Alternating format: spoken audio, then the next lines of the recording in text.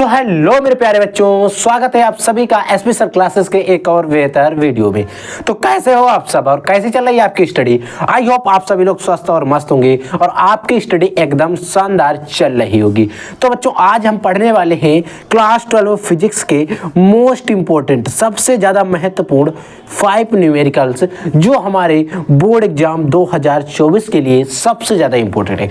अगर आप लोग भी इस बार क्लास 12 में हैं और आपको बोर्ड एग्जाम 2024 देना है तो आज का लेक्चर आपके लिए सबसे ज़्यादा इंपॉर्टेंट है, क्योंकि आज हम जो न्यूमेरिकल डिस्कस करेंगे ऐसे न्यूमेरिकल होंगे कि आपको इन न्यूमेरिकल के बेसिस पर या ये न्यूमेरिकल आपको बोर्ड एग्जाम 2024 में देखने वाले हैं। तो आइए हम सभी क्वेश्चंस को एक एक करके बिल्कुल आसान तरीके से सॉल्व करते हैं। कैसे में सॉल्व करना है इन सारी चीज़ों पर हम लोग डिस्कस करेंगे। तो देखिए बच्चों, पहला हमारे पास जो न्यूमेरिकल है वो क्या कह रहा है। न्यूमेरिकल हमसे कह रहा है कि एक चालक, कोई हमारे पास एक चालक है, उस पर 2.4 × 10⁻⁸ कूलाम धन आवेश है। कैसा कूलाम धन आवेश है, यानी कि पॉजिटिव आवेश है। ठीक है, इस चालक पर कितने इलेक्ट्रॉनों की अधिकता है। सबसे पहले हम लिखेंगे यहां पर सॉल्व।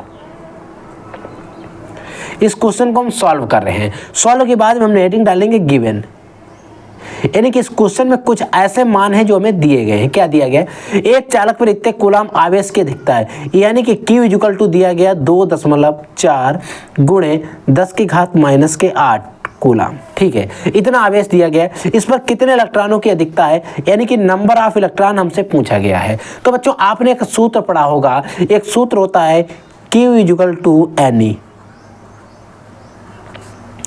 Q = क्या होता है, Ne। लेकिन हमें यहाँ पर Q तो दिया गया है, हमें चाहिए का N, तो N = होता है Q/E। हमें ए वाला सूत्र यहाँ पर लगाना है, N = Q/E। अब आप कहोगे सर E कहाँ से लाएंगे, E तो यहाँ दी गई नहीं है। तो बच्चों आपको मैं बता दूँ E का मान जो होता है वो कांस्टेंट होता है 1.6 × 10⁻⁻19। ये मान जो होता है E का कांस्टेंट होता है, हर जगह सेम रहता है। तो हम N नंबर ऑफ इलेक्ट्रॉन निकाल लेंगे। Q का मान हमें पता ही है कितना है, 2.4 × 10⁻⁸ डिवाइडेड बाई 1.6 इंटू 10⁻⁻19। ठीक है, दशमलव से हम दशमलव काट देंगे। ठीक है, अब इसको काटिए। 8 दूनी कितने होते हैं, 16, और 8 तिहाई कितने होते हैं, 24। यानी कि अगर हम बात करें तो 3/2 इंटू 10⁻⁻19 ऊपर इंटू 10⁻⁻8 ऐसा ही बचा है। अब 10⁻19 जो है ये चले जाएंगे हमारी ऊपर, तो क्या हो जाएगा, देखिए हो जाएगा 3 × 10⁻⁻8 इंटू 10⁻+19 हो जाएंगे, क्योंकि जब ये माइनस की नीचे थी ऊपर जाएंगी तो प्लस की हो जाएंगी। ठीक है, ठीक है। अब हम क्या करेंगे, इसको यहाँ पर सही कर लेंगे। 3/2 × 10⁻, अब देखिए माइनस की 19 है, इधर प्लस की माइनस की 8 है, प्लस की 19 है। अब यहाँ से अगर इसको घटाएंगे तो प्लस की कितनी बचेंगी, प्लस की घातें 11 बचेंगी। अगर हम इसको प्लस की 11 घातें बच रही हैं, 2 × 2 = 2, 5 × 10 लगाए, दशमलव बढ़ाए 0, 1.5 × 10⁻+11 ये बचा है नंबर ऑफ इलेक्ट्रॉन, N = इतना बचा है। तो आप चाहें तो इसी मान को रख दें और यही मान हमारा आंसर है। इतने इलेक्ट्रॉनों की अधिकता होगी। इतने इलेक्ट्रॉनों की क्या है बच्चों, इस जो आवेश है इस पर अधिकता है। समझ में आया। अगला न्यूमेरिकल देखिए बच्चों, क्वेश्चन नंबर 2 क्या कह रहा है, एक बिंदु आवेश में 1 मीटर दूरी पर, एक कोई बिंदु आवेश है उसमें 1 मीटर की दूरी पर उत्पन्न वैद्युत क्षेत्र की जो तीव्रता है 450 वोल्ट प्रति मीटर है तथा वैद्युत आवेश की में गणना करना है, यानी कि इस पर कितना वैद्युत आवेश होगा इसके बारे में बताना है। तो सबसे पहले हम क्या लिखेंगे, सॉल्व, फिर लिखेंगे गिवन, यानी कि हमें क्या क्या इस क्वेश्चन के अंदर दे रहा है।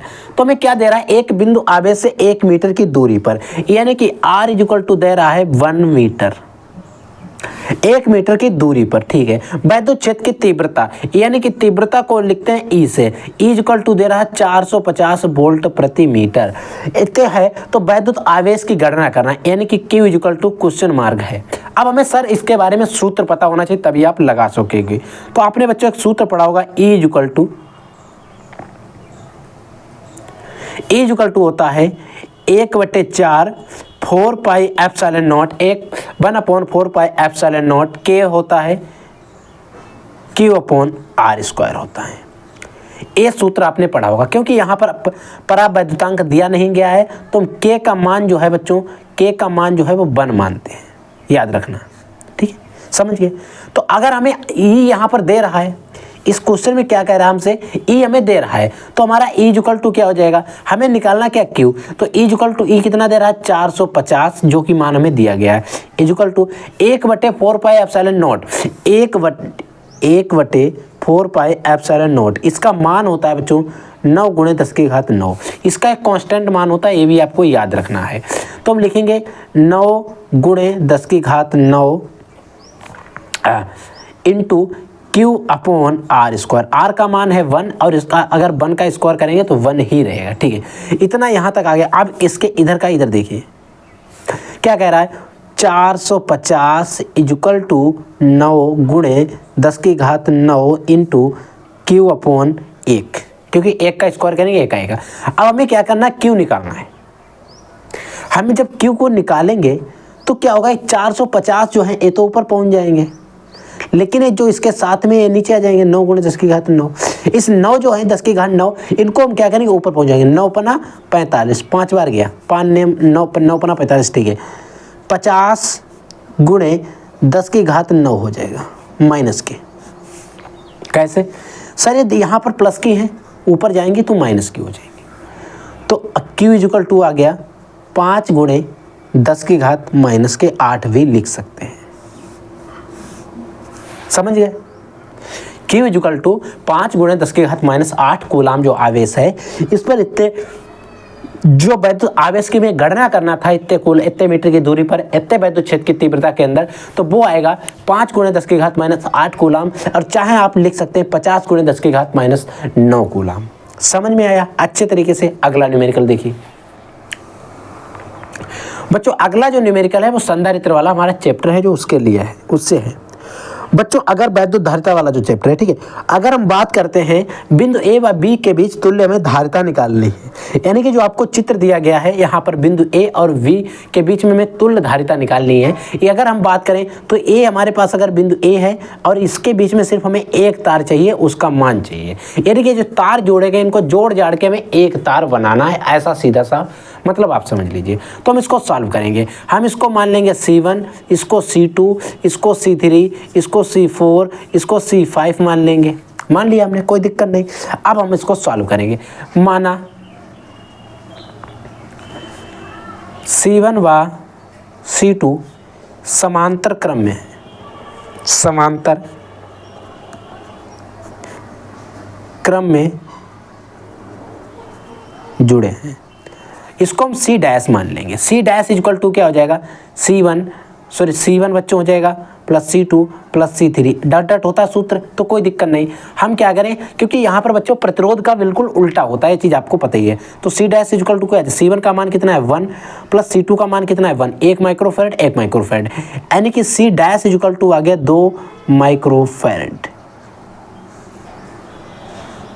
यानी कि इसको जब हमने सॉल्व किया तो हमारा इसके पास, इसके बीच में दोनों तार कटने के बाद एक तार बचा है जिसका मान है 2 माइक्रोफैरड। ठीक है सर, अब हम इसको भी हल कर लेते, इसका भी एक तार बना लेते। बच्चों जब इसका 2 माइक्रोफैरड आया तो इसका भी 2 माइक्रोफैरड आएगा, क्योंकि सेम है। हम माना C4 तथा C5 समांतर क्रम में जुड़े हैं, समांतर क्रम में जुड़े हैं। इसको हमने C डबल डैश मान लिया, C1 प्लस C2। अब C1 की जगह पर यहाँ पर C4 है, C5 है, तो हम C double dash equal to क्या हो जाएगा 1 प्लस 1, यानी कि दोनों के मान 1 है। C double dash equal to आया C5 2 माइक्रोफैरड, इसका भी मान आया। ठीक है, अब हमारे पास हमने हल किया जब, तो हमें पता चला कि यहाँ पर भी हमने जब तार को हल किया तो 2 माइक्रोफैरड आ गया। ठीक है सर, अब हमारे पास कुछ इस प्रकार से तार आ गया, बिंदु ए है, ए बिंदु बी है। इसको जब हमने हल किया है, ए भी 2 माइक्रोफैरड का आया है। अब ए तो 1 माइक्रोफैरड का है पहले से ही, ए भी हमने हल किया 2 माइक्रोफैरड का गया। अब जो तार आ गया एक समांतर श्रेणी क्रम में आ गया, कैसे क्रम आ गया, श्रेणी क्रम। अब हम इसको हल कर लेंगे। ए C डैश है, ए C5 है, नहीं sorry C5 C double dash है और A हमारा C3 है। अब हम क्या करेंगे, C डैश बा C डैश बा C3 तथा C डबल डैश श्रेणी क्रम में जुड़े हैं। किस क्रम में जुड़े हैं बच्चों? श्रेणी क्रम में जुड़े हैं। श्रेणी क्रम का सूत्र होता है 1/C equal to 1/C1 plus 1/C2 plus 1/C3। ये सूत्र होता है। इसमें मान रखेंगे 1/C इक्वल टू 1/C1 की जगह पर क्या है C डैश, इसका मान कितना है 2 प्लस 1/C2 की जगह पर कितना है C3, इसका मान कितना है 1 प्लस 1/C2 क्योंकि C डबल डैश का भी मान 1 है। जब बच्चों हम इसका एलसीएम निकालेंगे, इस पूरे को जब हम हल करेंगे, जब इसका हम लासा निकालेंगे तब कितना आ जाएगा आपको भी पता है, इसका लासा आ जाएगा 2 2 एकन 2 1 2, अब 1 2 में जाएगा तो यहाँ पर 2 हो जाएंगे प्लस 1 यानी कि 4/2 2 एकन 2 2 दूनी 4 यानी कि इधर देखिए यहाँ से 1/C इक्वल टू आया 2/1 ऐसे ही तो बचा, इसकी तिरछा गुणा इधर तो C इक्वल टू आ गया 2 माइक्रोफैरड। कितना आ गया बच्चों 2 माइक्रोफैरड। यानी कि अगर हम जो एक तार की बात कर रहे थे, इसके बीच में जो एक तार आएगा वो 2 माइक्रोफैरड का आएगा, यानी कि इसकी जो तुल्य धारिता आई है वो 2 माइक्रोफैरड आई है। ठीक है बच्चों, समझ में आया।